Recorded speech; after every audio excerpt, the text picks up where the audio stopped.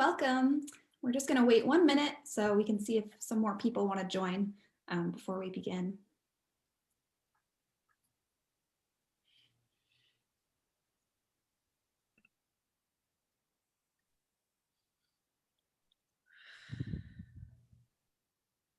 We'll give them maybe 2 minutes or so.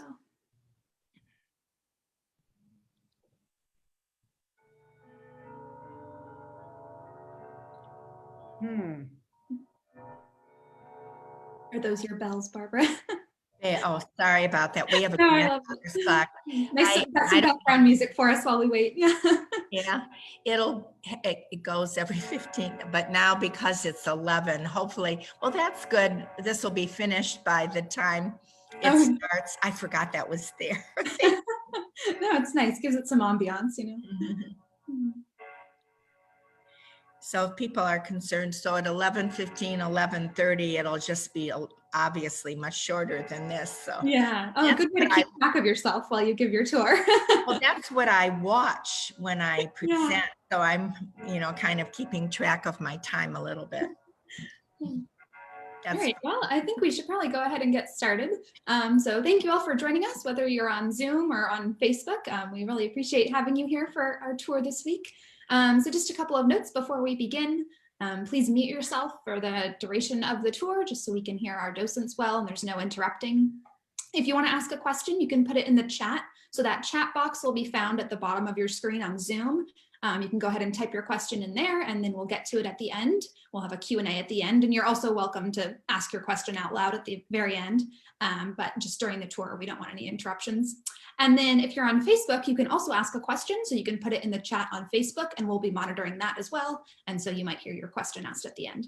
So with that, I'd like to turn it over to our docents who will be presenting today. So that's Barbara Morgan and Eleanor Merle will be giving a co-presentation on the highlights of the museum. So go ahead, ladies. Thank you, Allison.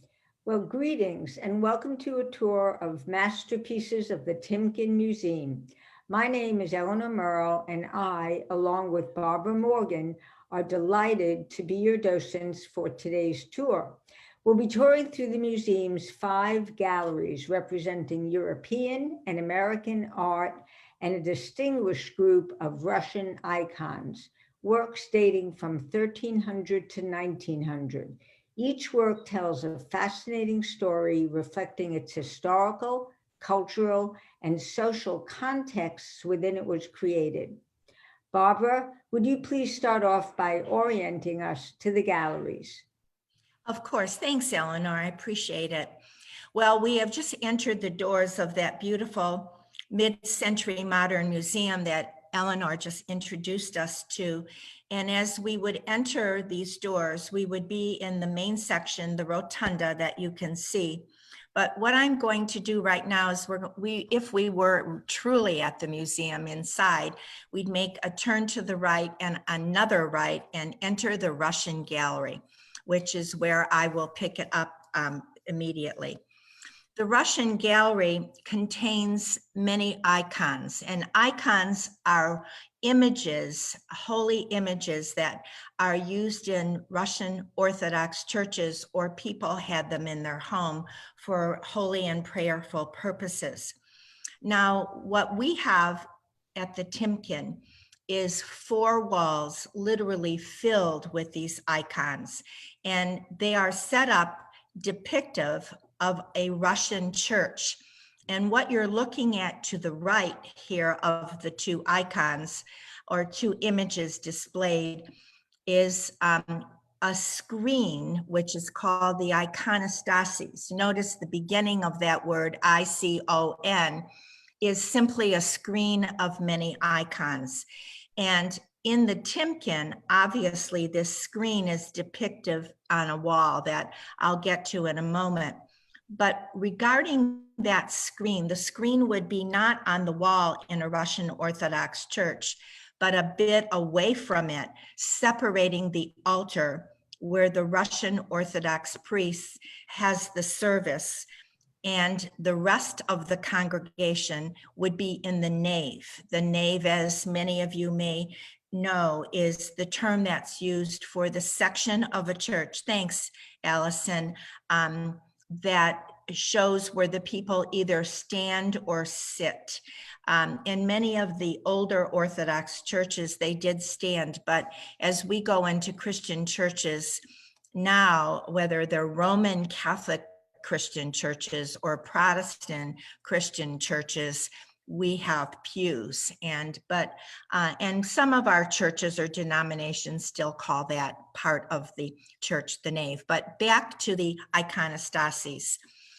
So in the middle, I have shown on the left of your screen here the section that would be in the middle of that iconostases. And this is called the royal gates. And the royal gates during a Russian Orthodox service is closed. Obviously, it's open when the priest enters, and then during certain parts of the service, it opens. And it's because that is symbolic of the separation between a heavenly presence and an earthly presence. And historians often call that section, called the royal gates, a bridge between our earthly life and our heavenly life. Now, if you look more specifically at the royal gates, the top two, and if you can point to it, Allison, I don't know if your pointer can go, thank you. That is something that is very important to Russian Orthodox religion. And it's the Annunciation, which is where the angel Gabriel announces to the Virgin Mary that she is to become the mother of Jesus Christ. And that is in almost all Russian Orthodox churches. The bottom 4 panels are depictive of the 4 evangelists who helped spread the gospel message of this Jesus Christ who was born. So the top left is Matthew. To his right is the symbol of Mark.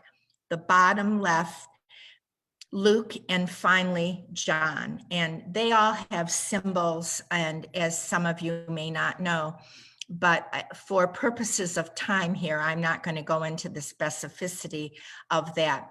I would like to end this section by saying the painting of these icons, as you can see from what is printed below the iconostases, was done in the 15th century.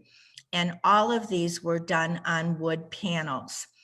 This was done in the school called the Novgorod School. I'm sure the Russians pronounce that word a little differently. And it literally is a city or a town in Russia, a bit south of St. Petersburg. And that's where these particular icons were created. Now we're going to go back to Eleanor, who's going to talk about another icon on a different wall that was done in the Moscow school. And with that, I turn it back to Eleanor. Yes, thanks, Barbara. Now, as Barbara mentioned, we're looking at the left at the iconostasis, and I'd like to bring your attention on the right-hand side to the icon in a very prominent position just to the right of the royal gates. And this is an icon of the Virgin and Child. Now, the Timken's version of this icon from the 17th century is entitled The Georgian Mother of God. It was one of Amy Putnam's, the founders of the museum, Amy Putnam's favorite icons, and hung above the fireplace in her library. Now, the Virgin is always known in an icon context as the Mother of God. She's depicted in the traditional pose of the Hadegetria, which is Greek for pointer of the way or the guide. Here she gestures with her right hand to the Christ child as being the way, the truth, and the life, the source of salvation for humankind. Now, icons are intended to be spiritual representations, as the images were believed to be divinely revealed. And this is reflected in the flattened perspective, Mary's large ears, the better to hear the words of God, her closed mouth to show that you're not supposed to speak in the presence of God, her large almond eyes, sorrowful eyes that perhaps pretend her knowledge of the future suffering of her child, and her graceful, elongated fingers with tapered ends, creating the sense of movement upwards towards the heavens. And certainly the 24-karat gold leaf covering evokes the glories of heaven and divine radiance. Now notice the 3 stars on Mary's veil or maphorium, one on her head and one each on the 2 sides. And these stars symbolize eternal virginity before, during, and after the Nativity. And the stars are the attribute by which we know a figure is Mary. So each saint is recognized by their attribute or symbol.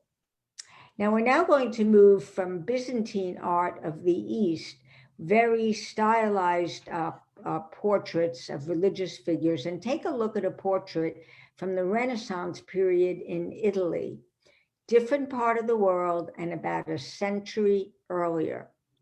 And this is an intriguing young woman from 16th century Venice, whom we call Portrait of a Lady in a Green Dress. It was painted in 1530, the height of the Renaissance, by Bartolomeo Veneto. And we know this because he signed his name and the date on that little curly piece of paper to the sitter's right, called a cartellino, which is like a trompe l'oeil. It kind of fools the eye and looks like it's jumping off the page. Now, after many centuries in which generic representation had been the norm in portraiture, distinctive portrait likenesses began to reappear in the 15th century Europe. And this reflected a manifestation of the Renaissance humanism, with its emphasis on the individual and their place in the world. And you can see that the painting portrays a woman dressed in the height of fashion for the time, wearing a luxuriant green silk dress. Notice those ample, puffy sleeves showing us she's rich and sophisticated because the slits show that she wears underwear. And while she probably owned only 2 or 3 bodice tops and skirts, she may have had 10 pairs of sleeves, so just like us, she could mix and match them to get different looks.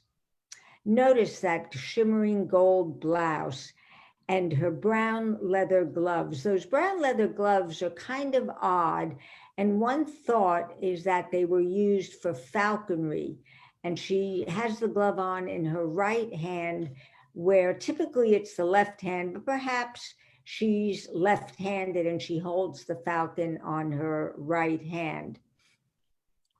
Notice also that she wears an elaborate headdress called a scuffia, which is adorned with blue and gold ribbon and a white rosette attached to the center with a jeweled pin.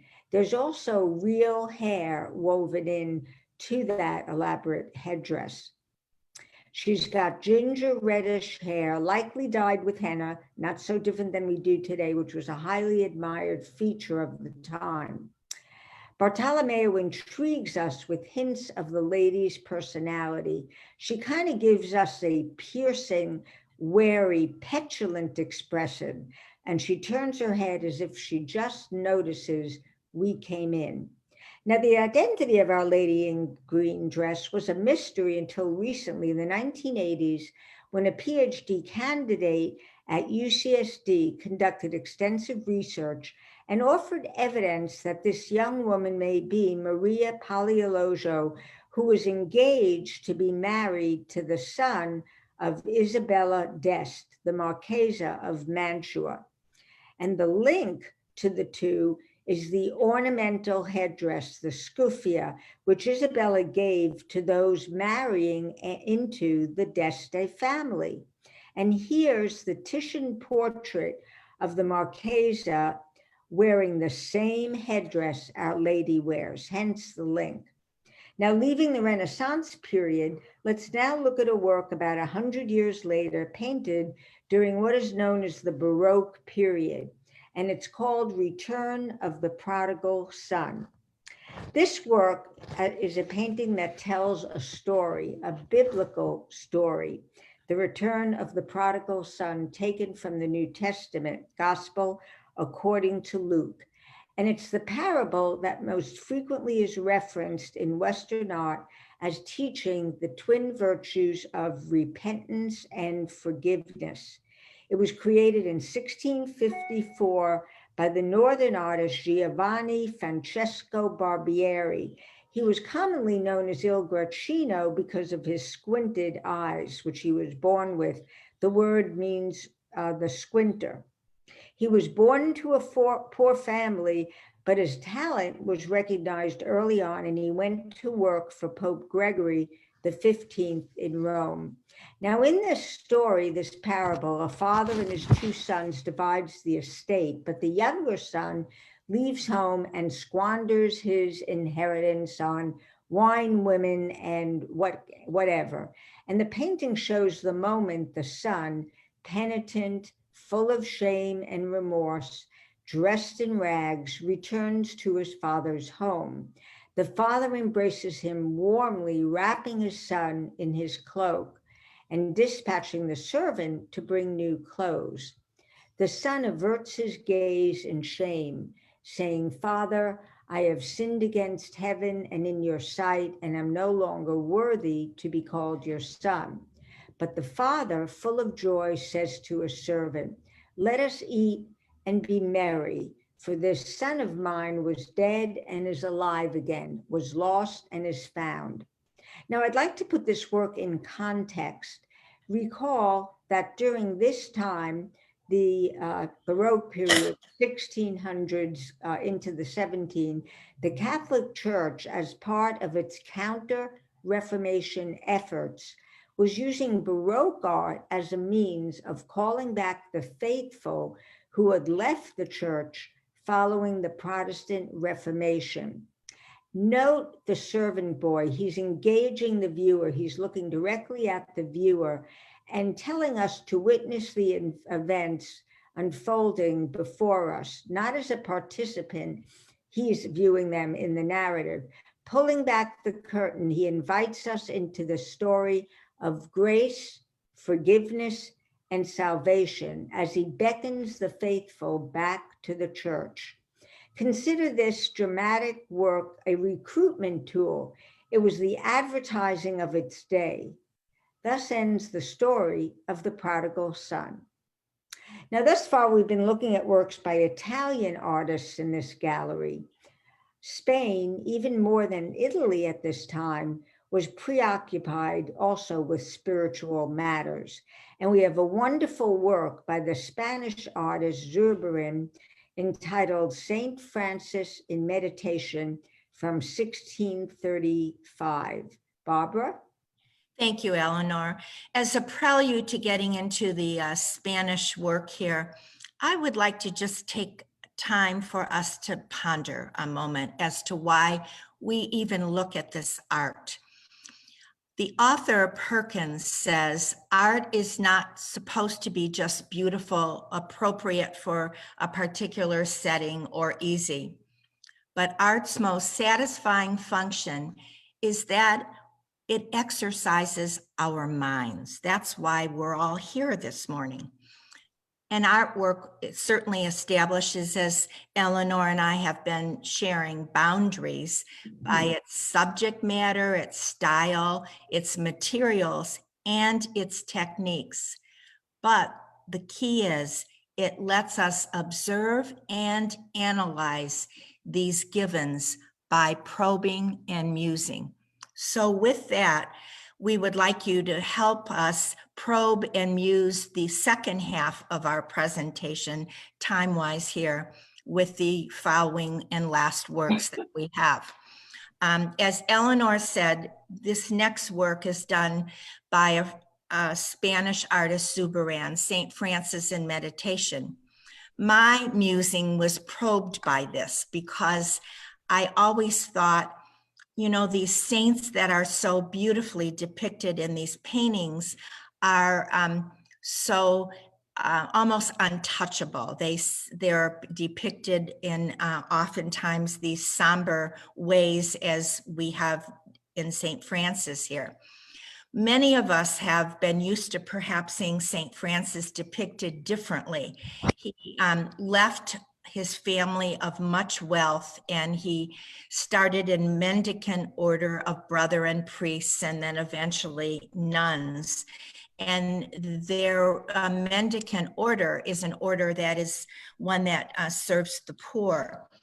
As time went on, they also became highly educated, but always have retained this poor background. Here in California, for example, we have several mission churches that are staffed by Franciscan priests who are extremely highly educated, but continue to live a poor life. Now, St. Francis, in this particular painting that is depicted in dark colors with light overtones, and as you can tell, the light shows his face, which is a pensive face, a contemplative face. And what he's looking at in his hands is a skull. And researchers have said that skull is most likely St. Francis pondering his demise, what will happen to him, and certainly what will happen to all of us in our lives. Now, I started off talking about this particular painting on how saints are so prevalently depicted in paintings, almost untouchable, so holy would be the word. And I came across recently a book by Robert Ellsberg, where he talks about a living gospel, how we in our current times continue to live out a life where we maybe hope to be holy, but what does this holiness mean? And this is what he says in his book. Like us, he says, the saints were people of flesh and blood, struggling like us to find their way and our way, not knowing exactly where paths will take them and us. And in conclusion, the emphasis is not so much on things they said or did, or we say or do, but on how. And the how is obviously how we live our lives.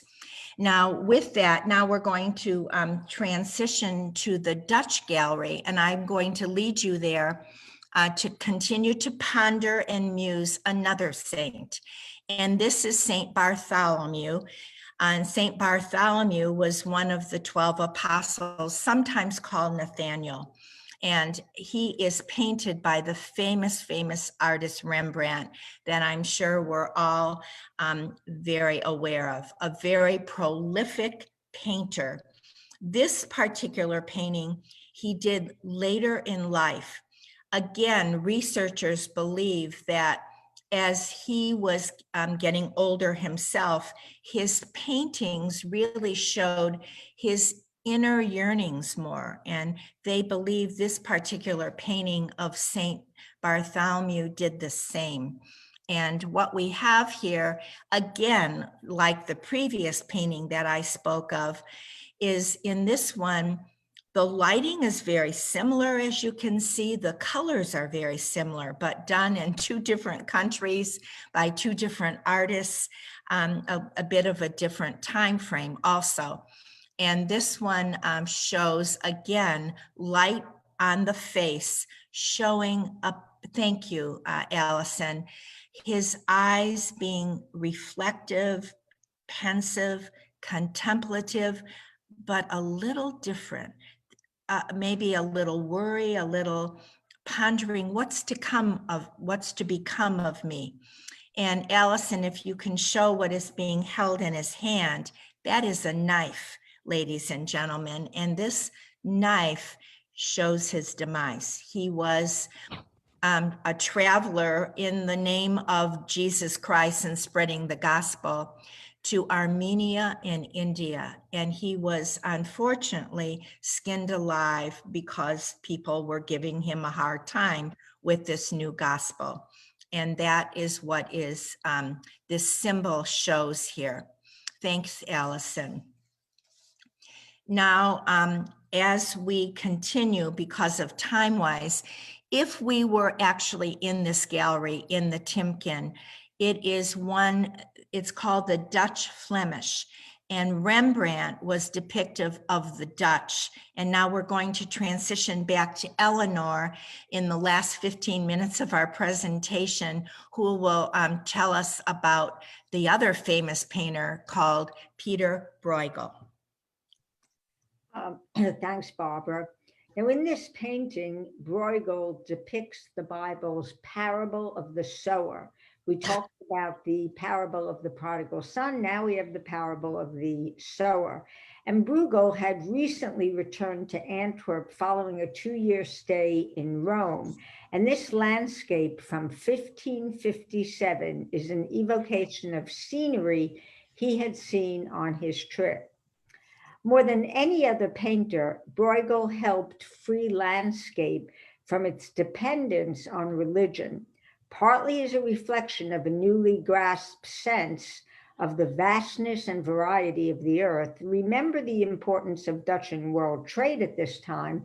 Painters began increasing the space and depth of their landscape backgrounds. In the distance of this painting, we can see ships are well on their way out to sea to explore, and this indicated trade and a very busy port.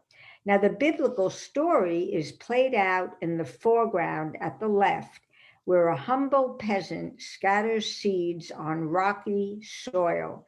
Notice that tree stump. According to St. Matthew, some seeds fell by the wayside and the small birds devoured them up. Some fell in stony places where they didn't have much earth, and some fell among thorns, but others fell into good ground and brought forth root. Now, the picture is cut diagonally with a wide river, indicating there are two parts of the story. So let's take a look at what this parable is saying. At the lower right, the dirt path invites us to enter the picture and winds in and out of sight as it descends to the river. On the far bank, a small group of people gather to listen to Jesus deliver his message of salvation. And like with the seeds falling in the soil, some of those listeners won't hear the words of Christ, but others will heed his words, and faith will blossom in them just like seeds would flower. Now, we are now ready to leave the Dutch and Flemish gallery, because waiting for us in the French gallery are two distinguished and elegant personages, Barthélemy Jean-Claude Pupil and his wife, Marguerite de Sèvres. Now, if you were somebody who was anybody in early 18th century France, you definitely wanted to have your portrait painted by an important artist. And if you were in Paris and not a member of the royal family, it would have been in your best interest to approach Nicolas de Largellière for this task. These two grand portraits were commissioned when Largellière was 73, still at the height of his career. They represent the grand manner portraiture of the late Baroque period and the more modern, decorative Rococo style of the early 18th century. Largellière has posed Monsieur Pupil as a public figure, a prominent jurist, in the cascading wig and robes of a judge, gazing back with confidence at the viewer. His right forearm is draped casually over an oversized leather-bound, presumably legal text.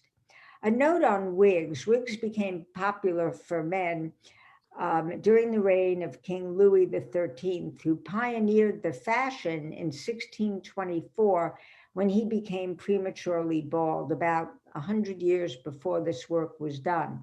Ostentation was the order of the day, and from that came the term bigwig, playing on the idea that higher authority is denoted by a larger wig. Meanwhile, Marguerite de Sèvres came from a Lyonnese family whose importance is suggested by her regal bearing and expression of confidence. Monsieur Pupil definitely married up. She wears a costume with an embossed and jeweled bodice that looks like it's made of metal, but may be silk mounted on molded buckram, a stiff material. The silver fan in her hand was an important accessory in 18th century France. Opened, it might be used to peek at a particular gentleman or carried in such a way to indicate she was married. And finally, the music she touches with her left hand and the words underneath are for a drinking song, oddly enough. But this was the kind that sophisticated women sang when they had guests to their home in the evening. Now, remaining in the French gallery, let's take a look at a work by Fragonard, a delightful example of the French Rococo style. Barbara? Thank you. The Rococo style that Eleanor just mentioned is a change, obviously, from that heavy Baroque style to more of a light-hearted style that depicts curvy lines, light colors, more playfulness. Now, this is very depictive of these qualities, as you can see. Fragonard painted this, as you can see, from 1775 through 1780. And I don't know if either of us mentioned, obviously, way back a couple of centuries as a prelude to this, the switch from the wood background to the canvas became the norm, as is also depicted in this painting. Now, this painting shows lovers, and they're looking to our left, but they're right. So researchers once again believe that this painting, or the part of a larger painting that the Timken owns, was a larger painting, and they're all looking off to another section that we do not have. But the gist of it is here. And what it depicts is a gentleman in the middle. I don't know, Allison, if your pointer can, thank you. He has been blindfolded by the young woman behind him. Ergo, the name of the painting, Blind Man's Bluff.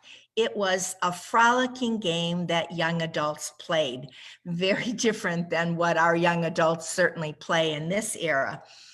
And the point of it is that he would then move around and find a young lady that would become his partner for that game. And that's what this is showing us. They're all dressed up on probably a Sunday afternoon, going to the park and showing this frolicking that they had. It also perhaps is an analogy to the fact that love is often blind. We think this is love, and yet it's oftentimes very superficial, playful, lighthearted, but not the reality of everyday deep love. Now, I would like to switch, if we can, Allison, to what was done in actually a year ago, this past summer. 2 years ago, in 2018, the Timken Museum invited sculptors to choose a painting, and in 2018, they chose the painting that Eleanor talked about, the portrait of a lady in a green dress. But the summer of 2019, Roman Di Salvo, who is a San Diego artist, specifically a sculptor, did this painting or sculpture entitled Electric Picnic. And as you can see, he chose Blind Man's Bluff. And the like giant erector set shows that tree, as you can see, and the shape of it is very similar to the tree in the original painting. We as participants who could view this, we could sit around or stand around. You can see the boxes he has around there, and there was seating around there. And so we would ponder that tree in a similar fashion, or have it near us as it was in the painting. We who are docents at the Timken were fortunate enough to hear Roman DiSalvo talk about this painting and his hope to give us a few moments to ponder and to muse his sculpture, but also to be invited to go into the French gallery and to look at this one. Now we're nearing our end time here, and Eleanor and I would like to now invite you into our last gallery for the last 5 minutes or so, and we will then talk about both a portrait, which Eleanor will now depict, and then I will end with a scene, and then that will be it. So Eleanor, with that, I turn it over to you again on the American Gallery here. Thank you, Barbara. Well, the year now is 1771, and the location is New York City. The sitter is Margaret Kemble Gage, wife of Thomas Gage, Commander-in-Chief of the British forces in North America.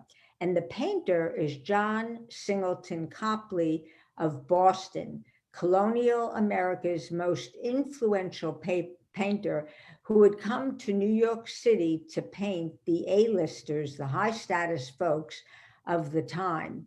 Now, Copley was the son of Irish immigrants living in Boston, largely self-taught. His tremendous success was rooted in his ability to appeal to his sitters' desire to be portrayed on a par with their English counterparts. And what was quite the rage was Turkery, dressing in the Turkish style. And he had the props in his studio to supply, like the couch. Mrs. Gage is portrayed as a relaxed, serene, confident woman, and she's seated languidly on a dark blue velvet sofa. She's depicted wearing an uncorseted, iridescent silk kaftan, loosely closed over a lace-trimmed chemise. She's bedecked in pearls with the deep red jewel at her bosom, and she wears a Turkish-styled headscarf. Copley was particularly pleased with this portrait, writing, "It is, I think, beyond compare, the best lady's portrait I ever drew." Upon completion, he sent it to London for exhibition, after which it hung in Firle Place, the Gage family home, until it was purchased by the Putnam Foundation. Now, there's a mystery around Mrs. Gage, an unsolved mystery. Was she a colonial informant? Someone had told the Americans to expect the British in Lexington and Concord. General Gage, her husband, had only told one other person. Might it have been his wife? While there's no proof of her complicity, it's revealing that Mrs. Gage and her 10 children were sent to England shortly after this. General Gage was recalled later that year. Presumably, though, their marriage stayed intact as they had another child in England. On to the final painting on our tour, a harbor scene by one of the greatest American marine painters, Fitz H. Lane. Thank you, Eleanor. Fitz H. Lane, the H stands for Henry. Sometimes because that history wasn't quite sure if he was Fitz Hugh Lane or Fitz Henry Lane, a gentleman who really researched it by the name of James A. Craig and wrote about it as recently as 2006 has, he feels he's proven that his name was Fitz Henry Lane. And Fitz Henry Lane began his career as well, he was an illuminist, but he was a lithographer. And a lithographer certainly has attention to detail. And this particular painting shows very precise attention to detail. You can see the positioning, almost surreal, of the sails, the sailing ships, the ships in the foreground, the ships in the distance, and the lighting. And the lighting has become known as luminous type of painting. And that was done predominantly in the 1800s. This period, 1851, is about 80 years after the painting that Eleanor just shared with us. And it's also in the same period that photography was being invented. So this period is actually a period of transition, that there was then going to be, maybe unfortunately, some lesser paintings of scenes and photographs because of what photography has done to the art world. Now, in this painting, the author or the artist, Fitz Henry Lane, was originally from Massachusetts, but he, along with friends, often went to Maine. He loved this particular town and harbor, Castine. And as I already said, this painting depicts the sails, the light, but what is so beautiful about it is about 3/4 of it, the sunset view of the sky. And you can see already what's happening in that time of day, the colors and the clouds that are depicted, the gray clouds, the sun we're seeing still coming through, the varying shades of blue, all covering that beautiful scene. And in the background, the white images of that town are there. Now, researchers believe, and especially the book written by Craig in 2006 showed me that because Lane was first and foremost a lithographer and he visited this town so often, he literally sat on the shore and drew a picture of what we're seeing here. And then his memory went home to Massachusetts and painted this from memory and from the scene he had done, and most likely, they believe, with charcoal on paper. Now, to end this, because I'm looking at our time here, I would like to conclude on behalf of Eleanor and me. This quote I had talked about a third of the way through.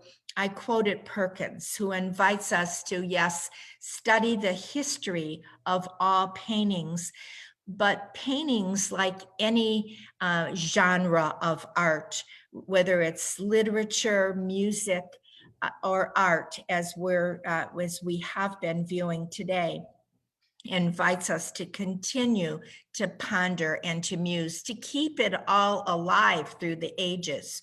So we really have the history of what was intended, and then each age perhaps adds some new insights to it.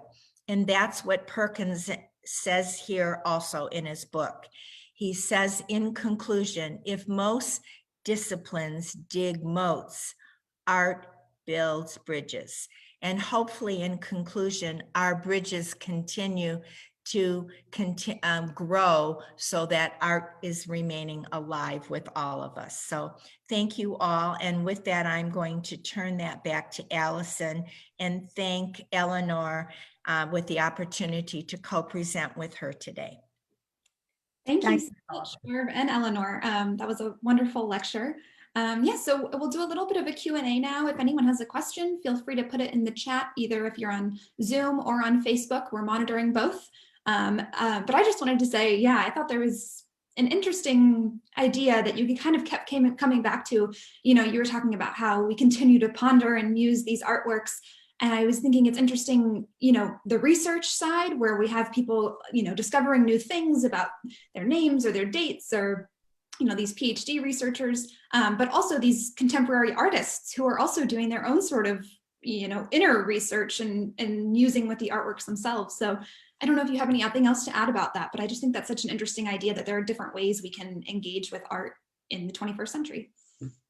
Exactly. And you know what? I think that is true of literature too. Why are we still reading novels that were done 100, 200, 300 years ago? Because there is something about our humanity in all art disciplines that we repeat. Yes, hopefully we grow better, but sometimes we don't. And it reminds me of, you know, my own thinking. Not too long ago, I came across a writer who said, why is it that we human beings keep repeating some of the same mistakes of our ancestors? You would think we'd be like almost perfect by now. And he put insight on it. He said, we all have our own journeys. You know, we're born through these journeys and we have our hurdles, and hopefully we learn from each hurdle and we get out of these moats, as this last quote depicts, and we continue to build bridges to the future, and a bridge that will lead us to something better than ourselves. Yeah, thank you. Let's see. So I'm going to see if we have any other questions. If anyone wants to unmute themselves right now and ask a question, you're welcome to do so at this point.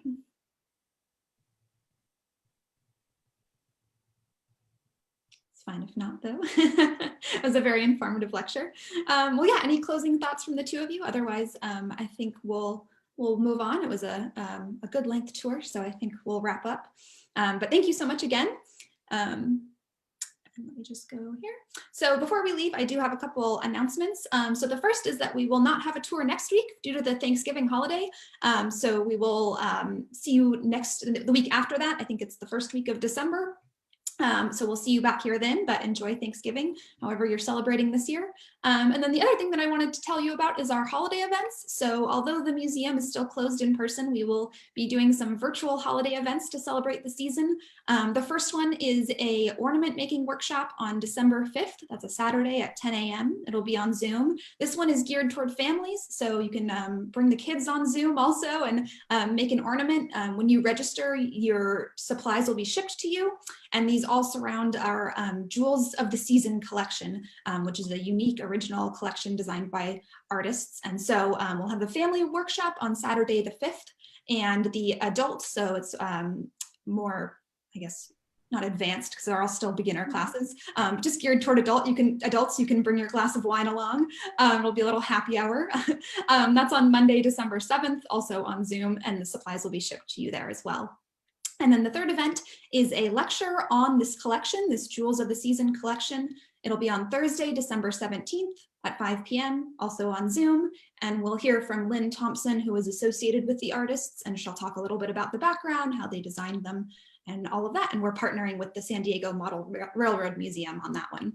So if you'd like to register for any of these events, you can go to our website under the events tab and you'll see all the information there. You can also go to the link on the screen, timkenmuseum.org/calendar. But yeah, thank you so much. And we'll see you not next week, but the week after that for another tour. So thank you. Thank you all. Thank you very much.